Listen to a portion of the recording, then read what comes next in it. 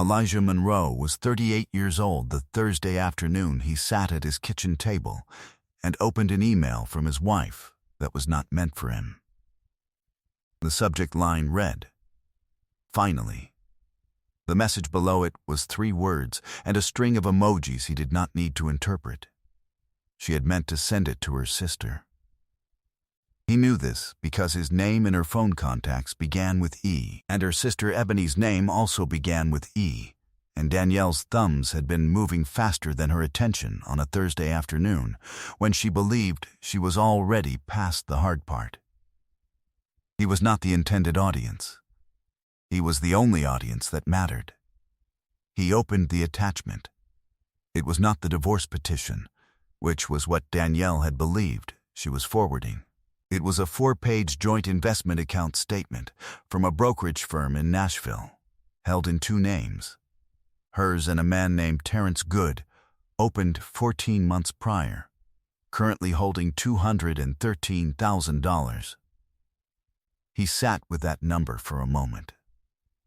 Then he went back to the top of the document and read the whole thing again, the way he read every document that required a serious decision. What Danielle did not know was that Elijah had spent 11 years building a freight brokerage operating under a holding company name she had never thought to look up. She did not know what the holding company held. She did not know who his attorney was or what that attorney had been assembling for the past 6 weeks. She did not know that the wrong document had just given him the final piece of everything. What happened next would cost Danielle Monroe far more than she had spent 14 months trying to take.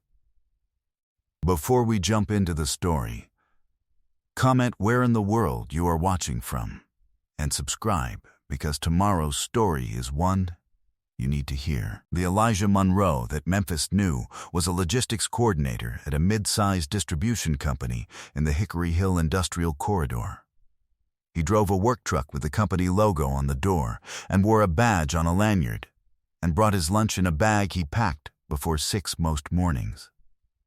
He had lived in the house on Dunlap Street for 7 years, a brick ranch he had purchased under asking price when the neighborhood was still finding itself, and renovated by hand across 3 winters, starting with the foundation and working upward. The kitchen tile was his. The hardwood floors were his. The back deck, built from Douglas for he had milled himself at a weekend course he had taken across the state line, was his, and he had built it to last longer than any particular reason that existed at the time of its construction. He liked materials that told the truth. Wood either held weight or it did not. A joint either fit or it did not. There was no performance in it, which was why he trusted it more than most things. His grandmother used to say, sitting on the porch of her house in Orange Mound with iced tea, she insisted on pressing into your hands whether you asked or not, that a man who does his finest work without an audience is building for himself.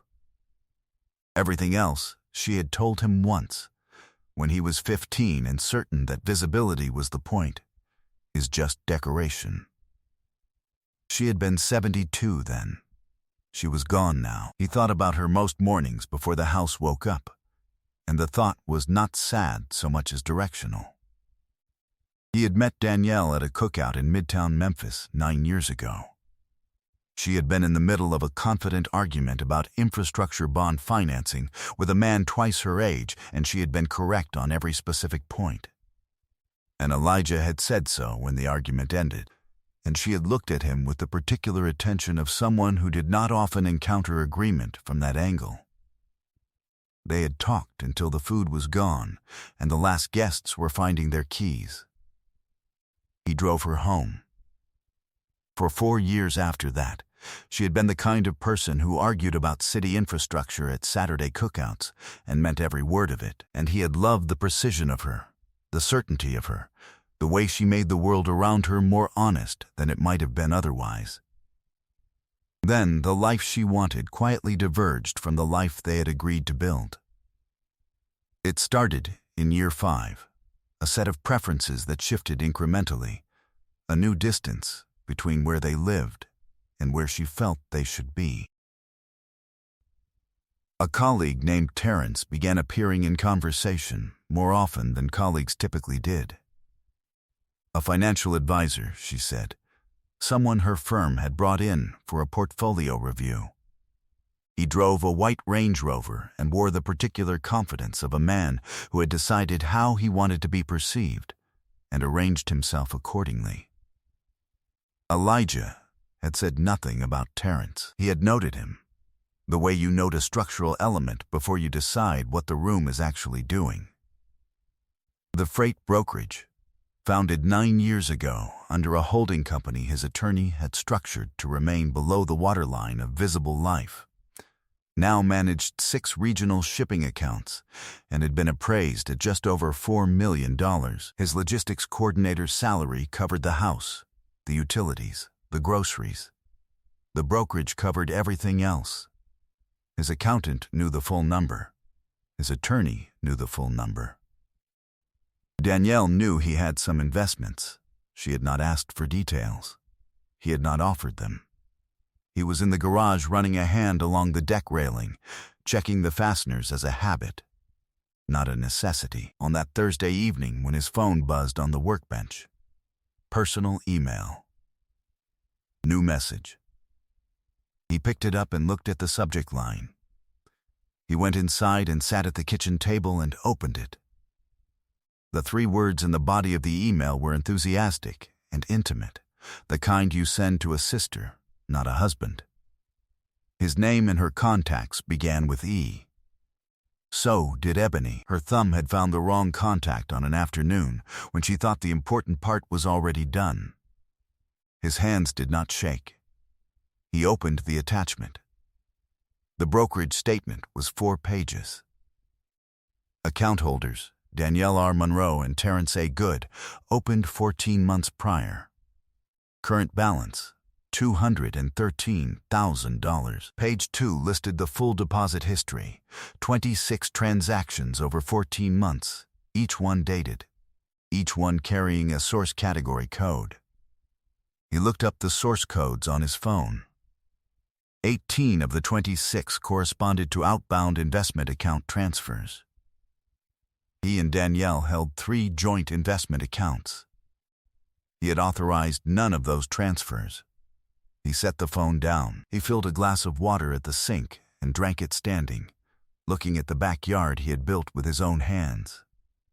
Then he sat back down and opened his legal pad. He built the timeline. He pulled up their joint investment portal on his laptop and downloaded 18 months of transaction history. The 18 transfers were there, each between $8,000 and $14,000.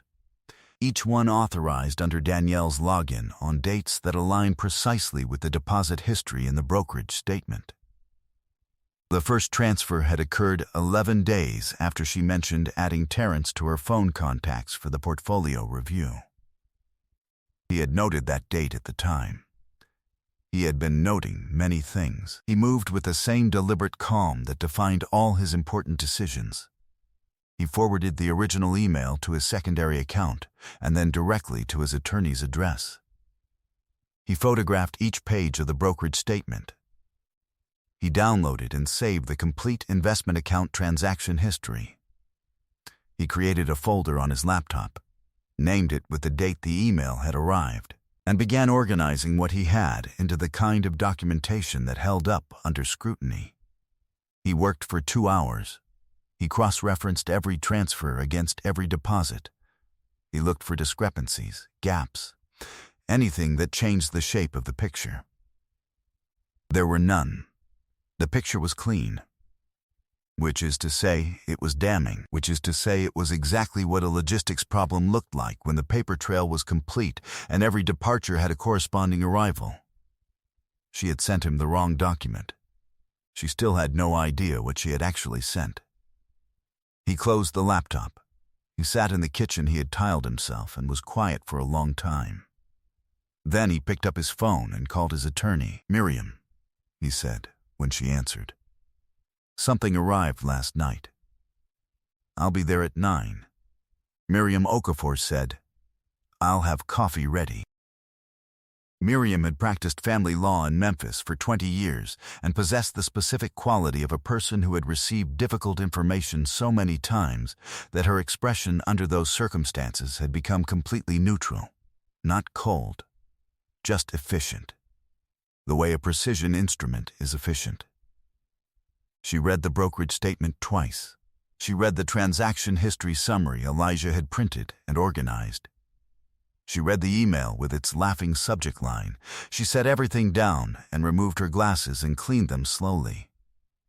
"She sent this to you," Miriam said. It was not entirely a question. "By accident," Elijah said. Her sister's name and mine both begin with E. She was on her phone. 14 months, $213,000. 18 sourced from your joint accounts. She tapped the summary page. "Do you know where the remaining 8 deposits came from?" "Not yet," Elijah said. "I wanted your read before I went further." She nodded. "We need to know. If any come from income she has independent claim to, the framing shifts slightly. If they are entirely from the marital estate, we have a documented pattern of concealment and dissipation of marital assets, which in Tennessee shifts equitable distribution significantly in your favor." She looked at him over her glasses. "I want Franklin to build the full picture, the holding company, the brokerage valuation, all of it, formatted for complete asset disclosure. I need it before we respond to her petition." "She filed Tuesday," Elijah said. "The email came Thursday." Miriam looked at him for a moment. "She filed her divorce petition and 4 days later forwarded the wrong attachment to your address while celebrating.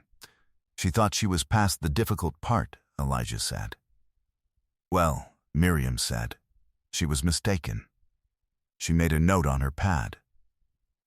2 weeks. He left Miriam's office and drove across town to his uncle Harold's house. Harold Monroe, 70 years old, 30 years in railroad logistics. The man who had first shown Elijah how to read a freight bill at a fold-out table in a Clarksville kitchen when Elijah was 10. Who had said once that every manifest told you something, and the trick was to read the whole thing before you decided what it meant. Harold was in the garden when Elijah pulled up, which was where Harold usually was in the late afternoon. He wiped his hands on a cloth, came to the porch, and listened to everything without interrupting once. When Elijah finished, Harold was quiet in the way he was always quiet when he was doing his real thinking. "Your grandmother had a saying," Harold told him, looking out at the street. "She said the person who tips their hand early believes the game is already finished." He set his coffee down on the railing. "Danielle believes it's finished. She celebrated before she confirmed the outcome." He looked at his nephew. "You understand the difference between those two things?" "Yes," Elijah said. "Then let Miriam do her work," Harold said. "And you do yours." Franklin Okafor delivered the full financial summary in 11 days. The freight brokerage appraised at $4.3 million. The holding company held 2 commercial properties, both under active lease agreements. Total liquid assets in accounts Danielle had never known to search for. Just over $800,000. The full picture was substantial, fully documented, and legally organized. Franklin also pulled what public records existed on Terrence Good. A FINRA inquiry 18 months prior for unsuitable investment recommendations. A relocation from Atlanta to Memphis 2 years ago that coincided with a client complaint filed in Georgia.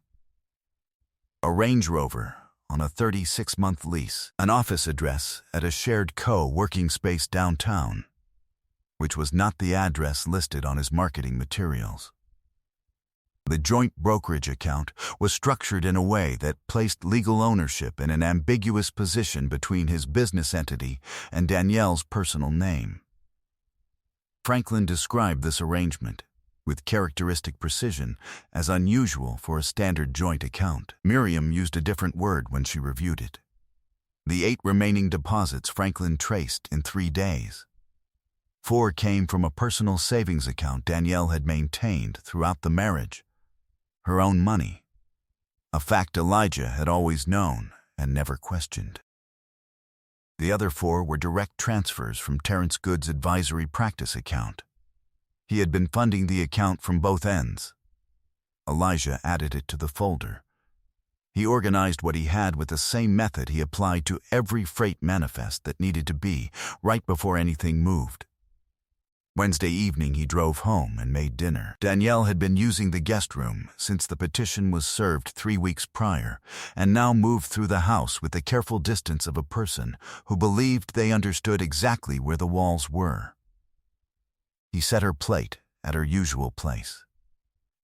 She thanked him without looking up. They ate without much conversation. He asked about her week. She answered briefly and asked about his. He said it had been productive. His face was completely calm.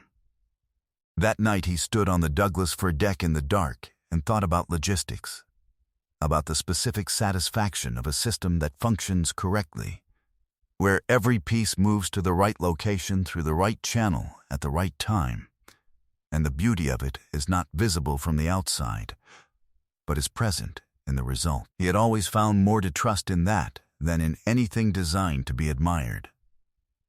Preparation is the work. Everything else is the result. The mediation session was Danielle's attorney's suggestion, a preliminary conference before any courtroom proceedings, a chance to reach early agreement on broad terms before the process became expensive for both parties. It was scheduled for a Friday morning in Miriam's conference room, which was Miriam's preference, and as she noted privately to Elijah, not a coincidence. Danielle arrived with her attorney Jennifer, who walked into rooms with the bearing of someone who had already decided how they were going to end. Danielle was dressed carefully, carried a leather portfolio, and had the manner of someone who had rehearsed. She said good morning to Elijah with the specific composure of a person performing composure. He said good morning back and meant it plainly. Elijah was already seated. Miriam sat to his right. Franklin Okafor sat to Miriam's left, which Jennifer noticed, and which briefly interrupted the certainty she had walked in with. Jennifer opened her portfolio. My client's position is straightforward. She is seeking equitable division of marital assets based on the financial disclosure in the petition. Primary marital income on record is Mr. Monroe's logistics coordinator salary and a portfolio of joint investment accounts. We believe standard equitable distribution is appropriate given the duration of the marriage and my client's household contributions. Miriam let her finish. Then she placed the full asset disclosure at the center of the table. 11 pages. Jennifer looked at the first page. She looked at Miriam. She looked at Elijah. Something adjusted in the set of her shoulders in a way that was not a small adjustment. Danielle looked at the number at the top of the page. She was performing stillness. He could see the effort of it.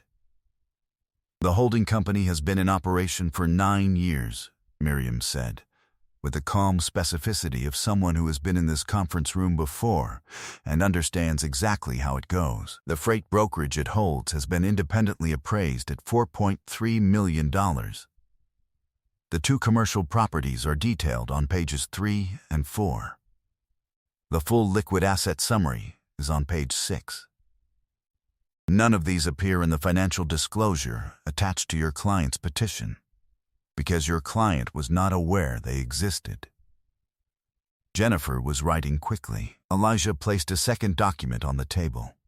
This, he said, in the same measured register he used on every job site where something had gone wrong and needed to be addressed without theater, is the brokerage account statement that arrived in my email 8 days ago.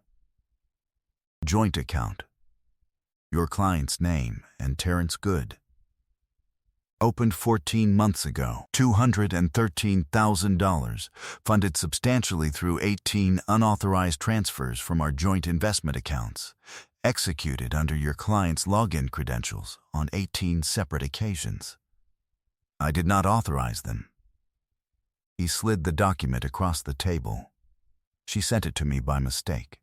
She was forwarding what she believed was the divorce petition to her sister. She attached the wrong document. The room was quiet, in the particular way rooms go quiet when something has been said that cannot be recalled. Danielle opened her mouth. Miriam placed a third document on the table before a word came out. The FINRA inquiry history on Mr. Good's advisory practice is in the appendix. The brokerage account ownership structure, which places legal title in an arrangement between his business entity and your client's personal name, is fully documented and has been referred to the appropriate oversight division as a precautionary measure. She looked at Jennifer without expression. You may want a few minutes. Jennifer asked for a recess. While they were in the hallway, Elijah sat with his coffee and looked at the Memphis skyline through the conference room window. It was unremarkable and familiar and exactly what it had always been. He was not angry. He had organized his thinking past anger several weeks ago. He was clear, which was better, and prepared, which was better than that. When Jennifer returned, she came in alone. A minute later, Danielle followed and sat down across from him, with the composure of someone who had made a decision in the hallway about which angle to try next. Elijah, she said. Her voice was controlled, direct, aimed at something she thought was still available. This doesn't need to become what it's becoming. We built something together. That has to count for something in how we handle this. He looked at her. He was not unkind. We are resolving what we built, he said. That is what this is.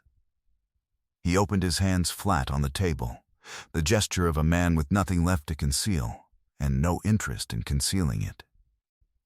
You had 14 months to think about how this ended. I had a Thursday afternoon and a misdirected email. I'd encourage you to think carefully about which one of us arrived better prepared. Danielle looked at the table. Miriam and Jennifer will work the framework, Elijah said. I have complete confidence in the process. He stood and buttoned his jacket. I hope Terrence Good has retained good counsel. He is going to need it considerably more than I do. He walked to the door.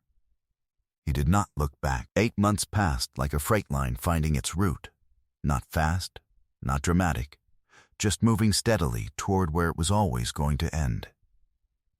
Elijah was on the back deck on a Saturday morning in November, coffee in both hands. The Memphis skyline pale and familiar through the bare trees at the far end of the block. He ran a palm along the cedar railing he had sanded and oiled in September. The wood had taken it well. The deck had 20 years in it, maybe more, if the fasteners held and the weather stayed reasonable, which he expected it would. The brokerage had signed its 7th regional account in October. Franklin had revised the valuation upward accordingly. The settlement had finalized in September on terms that Miriam described, without additional commentary, as fully reflective of the documented record. FINRA had opened a formal investigation into Terrence Good's practice in August. The joint brokerage account had been frozen as part of the proceedings. Danielle had retained separate counsel to pursue her share of the frozen funds, which Miriam noted was an expensive and uncertain path for reasons the documentation made clear. She was doing event coordination for a hotel downtown. He had heard this through the woman who cut his hair, who knew everything about Memphis without appearing to seek any of it out. Terrence had relocated to Atlanta. Franklin had heard it through the network that tracked money and the people who moved with it. A woman named Jade had been introduced to him by Harold's daughter at a birthday gathering in October, a supply chain consultant who had moved from Nashville 6 months prior, who asked sharp questions about freight economics and laughed in the specific way of someone laughing at the actual thing rather than the social obligation of it.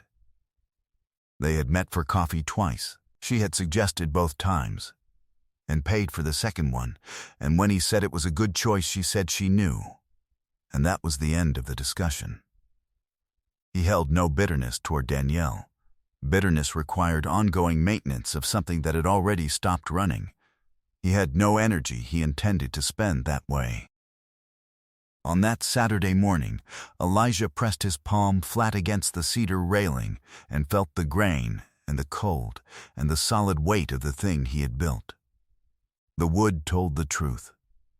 It always had. He was still on the right side of it, in the kind of morning that had not yet asked anything of him, in the kind of quiet that belonged to a man who had done the work right and was prepared to let the result speak for itself. He was solvent. He was clear. He was unbothered. Some things, he thought, only reveal their full weight when you finally stop carrying them. I hope you enjoyed that one. Be sure to like the video and subscribe so you don't miss the next story. I've picked out 2 more for you that I think you'll really like.